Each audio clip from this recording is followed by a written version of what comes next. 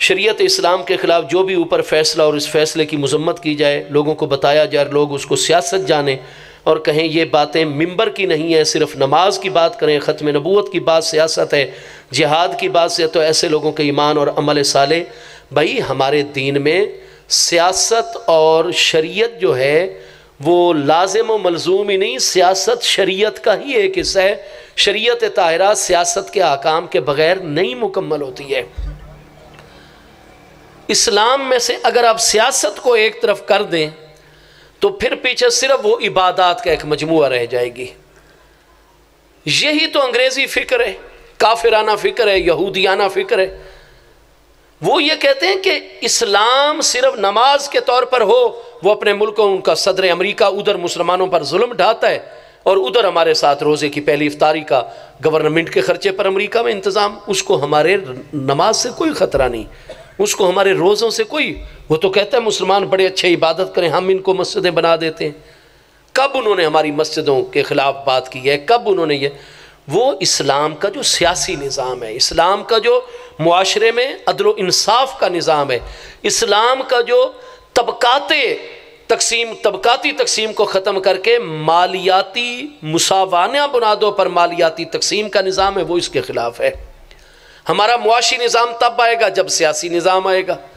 ہمارا عدل و انصاف کا نظام آئے گا تب جب اسلامی سیاست غالب ہوگی. تو بھئی اس کو ہمارے نہ مولوی صاحب سے خطرہ، نہ پیر صاحب سے خطرہ، نہ نمازی صاحب سے خطرہ. خطرہ ہے تو اس وقت جب اسلام باقاعدہ طور پر رولنگ کرتا ہے، نظام کے طور پر آتا ہے. سیاسی اسلام کے تو وہ دشمن ہے، اور ہم مسلمان بھی سیاسی اسلام کے دشمن بن گئے. تو ایسا بندہ جو سمجھتا ہے کہ اسلام کے اندر جناب سیاست کی تو بات ہی نہیں ہونی چاہیے، وہ بھائی قرآن پاک کی ہے، یہ جو 18واں پارہ سورہ نور آیت 55 ہے، وعد اللہ الذین آمنوا منکم وعملوا الصالحات لیستخلفنہم فی الارض. اسلام اپنا نظام خلافت پیش کر رہا ہے. ہم حضرت ابو بکر صدیق سے بڑے صوفی ہو گئے، حضرت ابو بکر صدیق سے بڑے نمازی اور اللہ والے ہو گئے. مجھے بتائیے حضرت ابو بکر صدیق نے، وہ بھی بعد میں، میرے آقا نے سیاست کی ہے یا نہیں کی ہے؟ حکمرانی کی ہے یا نہیں کی ہے؟ حضرت ابو. تو بھائی ایسا ہے کہ ہمارا جو نظام ہے وہ اسلام کے مطابق ہونا چاہیے. یہ نہیں کہ عالم صاحب ہی حکمران بنے گا تو اسلام آئے گا. یہ بھی تو غلط تصور ہے نا، کہ بھئی عالم صاحب وزیر اعظم بنے گا، عالم صاحب ہی صدر پاکستان بنے گا، عالم صاحب ہی چیف منسٹر بنے گا، گورنر بنے گا، اور عالم صاحب ہی ڈی ایس پی ہوگا، تو پھر جو ہے وہ اسلام نہیں. ایسا نہیں ہے. اسلام ایک نظام شخصیات کی بات نہیں ہے.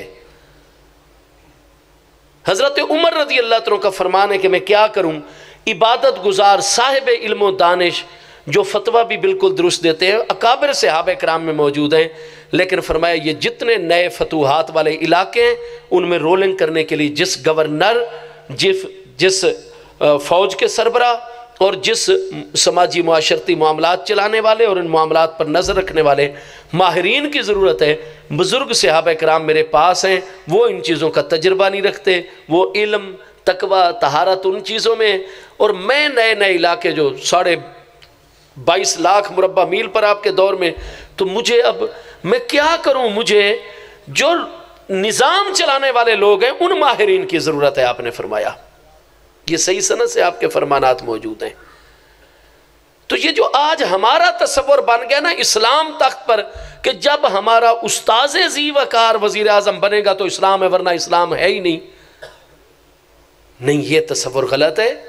بالکل ہمارے یہ جو سیاست کو سمجھتے ہیں، سیاسیات میں انہوں نے جناب تعلیم حاصل کی ہے، سماجیات کو سمجھتے ہیں، اسلامیات کو سمجھتے ہیں، بالکل علماء ان کے ساتھ لگ جائیں اور اپنے میں سے وہ مقبول شخصیات جو اللہ اور اس کے محبوب کی پیروی کرنے والے ہیں، بالکل عوام الناس میں سے پڑھے لکھے لوگ جو اسلام کا حیا کرتے ہوں، اسلام کو دل و جان سے مانتے ہوں، نمازی ہوں، پرہیزگار ہوں، خوف خدا رکھنے والے ہوں، اور اللہ نے ان کو اتنے وسائل سے اور ایسی پرتاثیر شخصیت سے نوازا ہے، عوام ان کے ساتھ پورا میل جول تعلق رکھتی ہے، ان پر اعتماد. ان کو آپ کینڈیڈیٹ مقرر کریں، علماء رہنمائی دیں، اور جناب وہی منتخب ہو کر آئیں اور وہاں اسمبلی میں قانون سازی کریں قرآن کے احکام کے مطابق، اسلام کا نظام عدل و انصاف جو سماجی ہے اس کو وہ نافذ کریں، بل لے آئیں۔ ہمارا آئین تو پوری سرپرستی کرنے کے لیے تیار ہے۔ ہمارے بزرگوں نے، حضرت خان لیاقت علی خان صاحب علیہ رحمت کو اللہ اجر عطا فرمائے، ہمارے سب سے پہلے وزیر اعظم پاکستان، بابا قوم کے دستے راست، انہوں نے تو قرارداد مقاصد کو ہمارے آئین کی ماں اور بنیاد قرار دیا۔ اتنی بڑی انہوں نے قانون ساز اسمبلی میں کام کروا دیا۔ پھر 1973 کا ہماری اس دور کی تمام مذہبی سیاسی قیادت کو اللہ تعالیٰ اجر عظیم عطا فرمائے، 1973 میں پہلی کہ حاکمیت مطلقہ اللہ پاک کے لیے، اور قوم کے منتخب نمائندے یہ اپنا اختیار نہیں، جو اس حاکم مطلق کا فرمان ہوگا اس کی روشنی میں قانون سازی کریں گے، اور کوئی قانون ایسا نہیں بنے گا جو کتاب و سنت کے صریح اصول اور احکام سے ٹکراتا۔ اس سے بڑا اور اسلامی نظام ہمیں کیا چاہیے؟ اب آگے ہے اسلامائزیشن کے لیے کہ ہماری عدلیہ میں اسلام کے احکام ہو، ہماری معیشت سود سے پاک اور اسلام کے احکام اور غریب پرور معیشت ہو، اور طبقات کو ختم کرنے والی، یہ نہیں کہ ایک طبقہ دولت مند بنتا چلا جائے اور دوسرا نانے جویں کا محتاج اور بھوک کو ایسا نہیں۔ تو جناب یہی جو ہیں وہ عالم، کچھ معاملات ایسے بنے ہیں انگریزوں کے دور سے، جہاں عالم منتخب ہو سکتا ہو، سبحان اللہ، عالم کو کینڈیڈیٹ جماعتیں مقرر کریں۔ جہاں عالم نہیں، عوام میں سے لے آئیں ایسے لوگ، ان کی آپ تربیت کریں۔ ضروری نہیں ہے کہ عالم صاحب ہی اقتدار میں آئے گا تو اسلام اقتدار میں آئے گا، نہیں، اسلام اقتدار میں آئے گا جب علماء مشائخ کی مدد اور تائید سے سچا مسلمان اقتدار پر آئے گا، جو جذبہ جہاد رکھتا ہو، جو غیر کی آنکھوں میں آنکھ ڈال سکتا ہو، اپنی قوم کی صحیح نمائندگی اور ترجمانی کر سکتا ہو، اور اسلام کے احکام تو بھائی عوام میں سے تو نہیں۔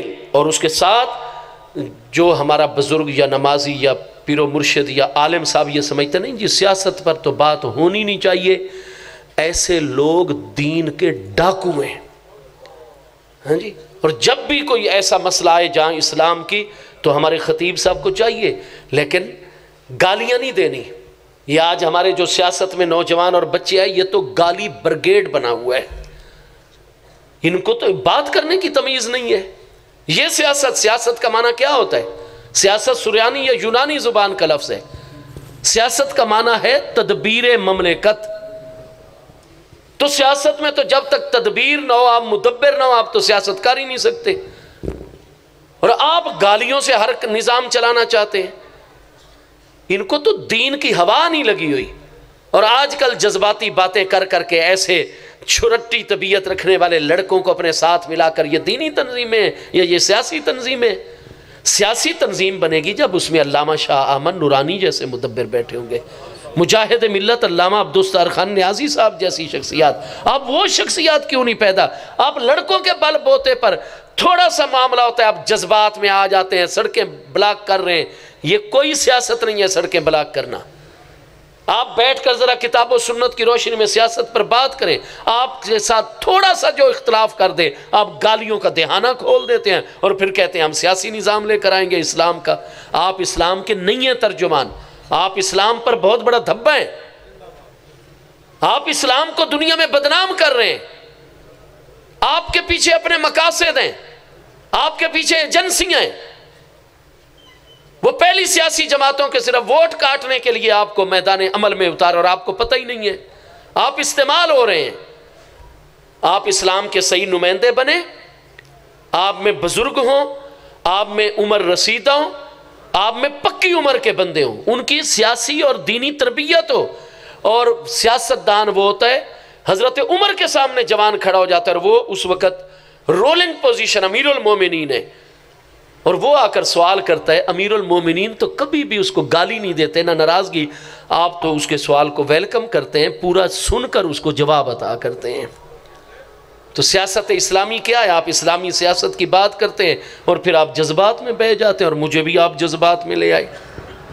آپ نے اتنا یہ معاملہ ایسے کیا ہوا ہے کہ میرے جیسا مسکین طالب علم بھی جذبات میں آ جاتا ہے۔ یہ ہمارے اسلام کو بدنام کیا جا رہا ہے۔ آپ اللہ کی بارگاہ میں توبہ کریں، جذبات نہیں، ہوش سے کام لیں، جوش سے نہیں، اور صحیح اسلامی سیاست کو پڑھیں، کتاب و سنت کو، جو بندہ اسلام اور سیاست کو الگ سمجھتا ہے ایسا بندہ کبھی صحیح مومن اور مسلمان نہیں ہوا کرتا۔ لیکن آپ ارکان کی تربیت، جماعت اسلامی ہے، میں ان سے عقائد میں بھی اختلاف، ان کے طرز سیاست میں بھی اختلاف کی گنجائش، وہ الیکشن میں کچھ ان کو عوام نہیں ووٹ دیتی، کچھ صندوق میں پہلے ووٹ دیتا تھا اب نہیں دیتا، میں دائیں والی جناب صندوق جی میں ووٹ ڈالتا تھا اور نکلتا بائیں والی میں سے تھا، کوئی ایسا آٹومیٹیکل نظام ہے۔ لیکن دیکھیں آپ ان کی طرح کم از کم ان کو دیکھیں، ایک چھوٹے کارکن سے لے کر تربیت، برداشت، سیاست دان میں سب سے پہلے برداشت ہوتی ہے۔ آپ تو ذرا بھی اختلاف نہیں برداشت کرتے، تو بھائی تربیت کریں اور صحیح دینی سیاسی۔ اللہ پاک میں طالب علم کی حاضری قبول فرمائے، آپ سب کو اللہ پاک دین و دنیا کی ہر خیر عطا فرمائے۔ وما علیہ الا البلاغ۔